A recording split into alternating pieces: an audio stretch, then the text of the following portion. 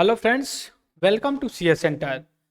हम एक पॉलिटी का नया टॉपिक ले रहे हैं जो करंट अफेयर से रिलेटेड है। हमारा जो डिस्कशन होता है करंट अफेयर विद स्टैटिस्टिक्स, इसी का एक एडवांस वर्जन हम ले चल रहे हैं कि जो मेजर इशू है जहां से सवाल यूपीएससी ने या फिर स्टेट पब्लिक सर्विस कमीशन ने पूछा है, इसके कॉन्टेक्स्ट में हम डिस्कस करने चल रहे हैं। इसमें हम डिस्कस करेंगे इलेक्शन कमीशन ऑफ इंडिया के बारे में। न्यूज क्या है, कॉन्टेक्स्ट क्या है, स्टैटिक्स क्या है, तीनों यहाँ पे बोल रहा हूँ मैं। क्या, एक सेकंड में थोड़ा सा फिर एक नया पेज ऐड कर लेता हूँ। न्यूज क्या है, न्यूज क्या है, कॉन्टेक्स्ट क्या है, कॉन्टेक्स्ट क्या है और स्टैटिक्स क्या है, ये तीनों सवाल का यहाँ पे जवाब मिलेगा। न्यूज में क्या है, एक बिल आई हुई है 2023 और chief election commissioner and other election commissioner appointment and condition for service ठीक है, 2023 आई है, न्यूज में है। कॉन्टेक्स्ट क्या है, मार्च 2023 में सुप्रीम कोर्ट ऑफ इंडिया ने, ठीक है, गवर्नमेंट ऑफ इंडिया से कहा था कि अब एक लॉ या लेजिस्लेशन बनाइए और इसको इलेक्शन कमीशन ऑफ इंडिया में जो चीफ इलेक्शन कमिश्नर होते हैं और इलेक्शन कमिश्नर होते हैं, इनकी अपॉइंटमेंट की जो प्रोसेस है, दोस्तों, को लेकर के कि इनमें ट्रांसपेरेंसी आए। ट्रांसपेरेंसी की बात करने के लिए किया। फिर जब मानसून सेशन चलने लगा, फिर इसी का एडवांस है, जब मानसून सेशन जब चला पार्लियामेंट का, तो कैबिनेट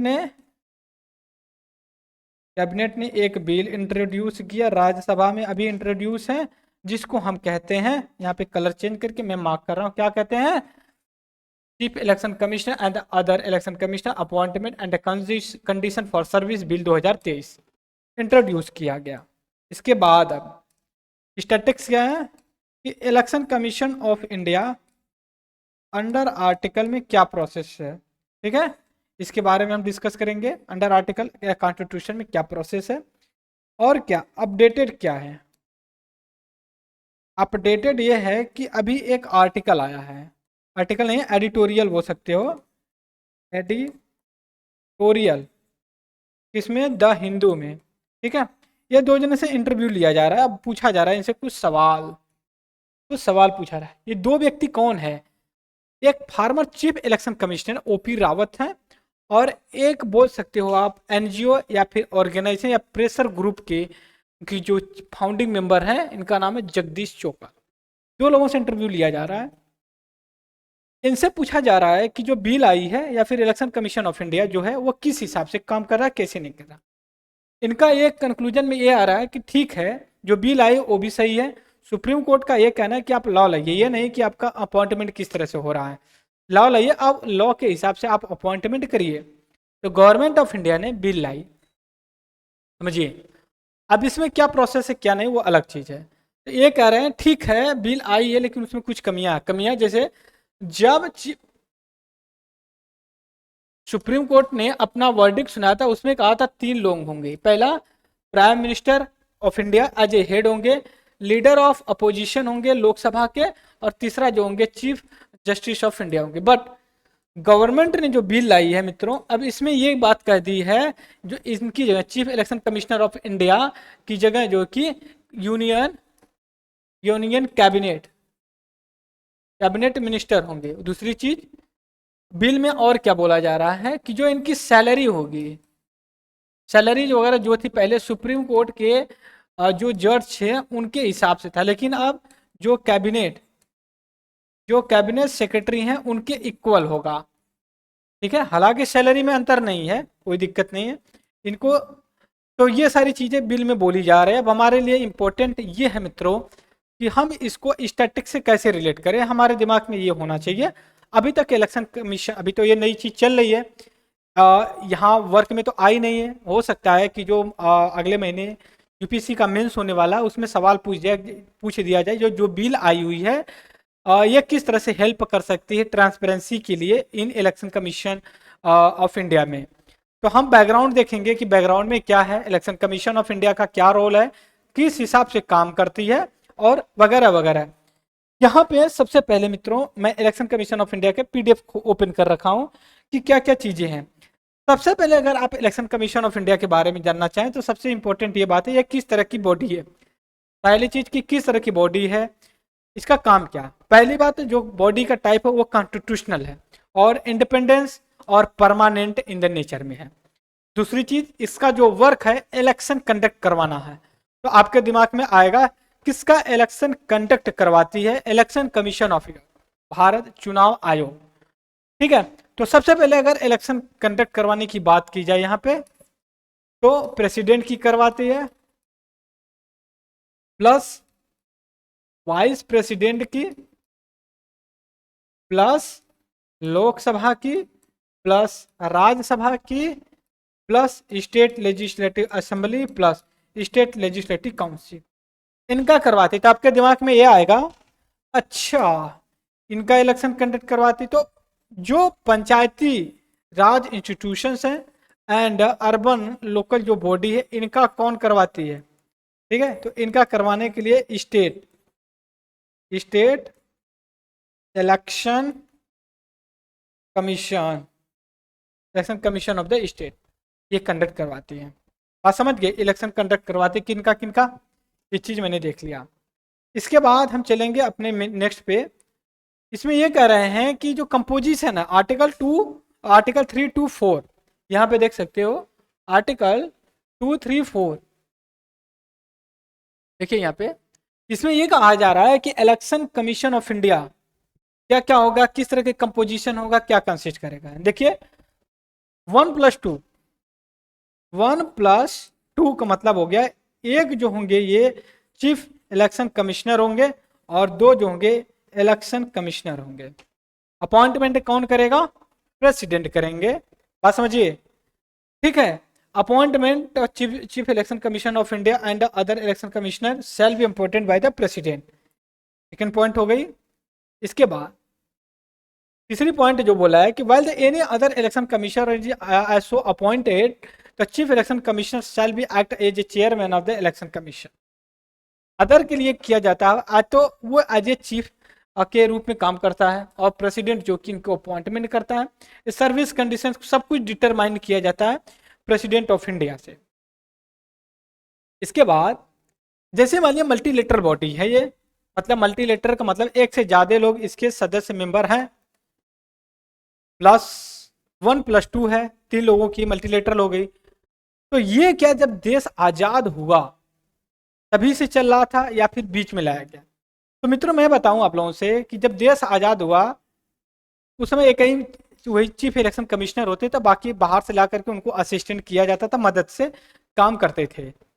लेकिन 1980 के डिकेड में आकर के इसको मल्टीलेटरल बॉडी बना दी गई और इलेक्शन कमिश्नर ला के कर दिए गए। बट 1990 में इसको फिर सिंगल मेंबर बॉडी बना दी गई। लेकिन फिर 1993 में इसको 1993 से लेकर के अभी तक टिल डेट तक ये मल्टी मेंबर बॉडी है। मतलब 1+2 एक chief election commissioner, 2 election commissioner होंगे। बात समझिए। इसके बाद अब इस समय जो वोटिंग वगैरह देने की बात होती है ना वो 18 साल की है, 21 साल से घटा करके 18 साल तक कर दी गई। इसके साथ ही साथ और ये दिया हुआ है कि अबोलिशन कब कैसे किया गया, हमें जो अभी डिस्कस किया कि मल्टी मेंबर बॉडी है किस हिसाब से काम करती कैसे करी, ये सारी चीज़ें। इसके बाद इनकी अपॉइंटमेंट जो इनकी, लेकिन मिनिमम एज का तो बात नहीं है, लेकिन ये है कि ये एक बार अगर अपॉइंट हो जाते हैं 6 साल या फिर 6 ईयर या फिर 65 ईयर्स होते हैं। तो आपके दिमाग में आएगा 6 साल 65 साल है क्या। सपोज करिए मित्रों, यहाँ पे ले चल रहा हूँ मैं आपसे, एक व्यक्ति हैं इनकी एज आपकी बोल सकते हो 55 है और जो इलेक्शन कमीशन ऑफ इंडिया में अगर होने की मैक्सिमम एज तक जो रहेगा 65 साल तक, वो इसका लेस देन 65 वो बन सकता है। 55 साल का इसको 6 साल के मान लीजिए किया जाता है, तो ये आपका 61 हो जाता है। Is that clear? तो इसके पास टाइम है कि और भी रह सकता है, लेकिन अगर कोई आदमी 63 ईयर में चीफ इलेक्शन कमिश्नर बने या फिर इलेक्शन कमीशन में भाग ले या मेंबर या इसका चेयरमैन बने, तो ये तो इसके पास 2 ही साल बचता है ना।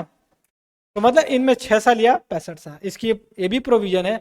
फिर री अपॉइंट किया जा सकता है, ये भी जान लीजिए। इसका रिमूव करने के लिए एक्सपायरी टर्म एनी चीज वो अलग चीज है। यहाँ पे हम आगे आएंगे। इंडिपेंडेंसी क्या है, इंडिपेंडेंसी स्वतंत्र कैसे है, जो आर्टिकल 324 बोल रहा है यहाँ पे, ये कह रहा है कि क्या क्या चीजें होंगी इसके कंपोजिशन इंडिपेंडेंसी में। इसके पास कितनी पावर है, इलेक्शन से जुड़ा हर एक काम ये करेगा। ऐसा नहीं, कुछ ऐसा नहीं, सिंबल अलॉट करना है, साइकिल होगा, हाथी घोड़ा गधा जो भी होंगे, कमल हाथ पंजा लात जो भी होंगे, ये election commission of India decide करेगा पॉलिटिकल पार्टी को। दूसरी चीज, कब इलेक्शन कंडक्ट होगा, कौन सी स्थिति में परिस्थिति में, ये भी इलेक्शन कमीशन ऑफ इंडिया करता है। दूसरी चीज ये भी इलेक्शन कमीशन ऑफ इंडिया करता है, model code of conduct. Meaning of the model code of conduct क्या होता है? सपोज करिए ये कहता है अनाउंस डेट हो जाती है, कहता है कि हम आज कौन सी डेट है, 25 अगस्त है, कहते हैं कि हम अगले 25 सितंबर को इलेक्शन कंडक्ट करवाने के पहला फेज है, और आज ही के दिन से मॉडल कोड ऑफ कंडक्ट आचार संहिता लागू हो जाती है। और आचार संहिता का मतलब ये होता है कि उस समय केयर टेकिंग गवर्नमेंट होगी, गवर्नमेंट कोई नई पॉलिसी स्कीम नहीं लॉन्च कर सकती, और पॉलिटिकल पार्टी सब निकल जाएंगी, एक केयर टेकर गवर्नमेंट होगी।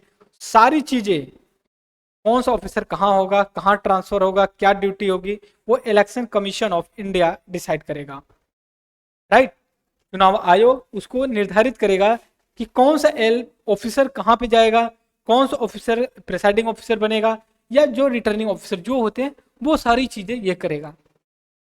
इसलिए ना, जब मॉडल कोड ऑफ कंडक्ट लग जाता है तो जो ऑफिसर गवर्नमेंट एम्प्लॉय होते हैं किसी सुनते नहीं है, क्योंकि उसमें पॉलिटिकल पार्टी कुछ कर नहीं पाती।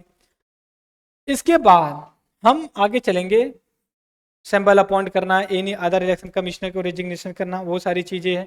यहाँ पे कॉन्स्टिट्यूशन कोई प्रिस्क्राइब नहीं किया है इलेक्शन कमीशन के बारे में, क्या क्वालिफिकेशन होनी चाहिए। कॉन्स्टिट्यूशन ये भी नहीं डिसाइड किया है कितने जो मेंबर हैं उनके टर्म्स कितने होने चाहिए, और ये भी डिबार्ड करता है retiring election commissioner from the any further appointment के लिए।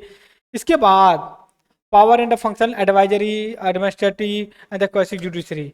एडमिनिस्ट्रेटिव मतलब इलेक्शन जो भी कंडक्ट होते हैं उस चीज़ को लेकर के ये काम करेगी। एडवाइजरी क्या है, प्रेसिडेंट को या कोर्ट को एडवाइज करेगी, नहीं किस हिसाब से किस मेंबर को जो कि क्वालिफिकेशन या डिस्क्वालीफाई किया जाए, क्वेश्चन क्वेश्चन वो सारी चीज़ें करता है। डिलिमिटेशन, और इसका जो एरिया वगैरह डिसाइड करती है कितनी एरिया होना चाहिए इलेक्शन कमीशन ऑफ इंडिया सारी चीज़ों को लेकर के।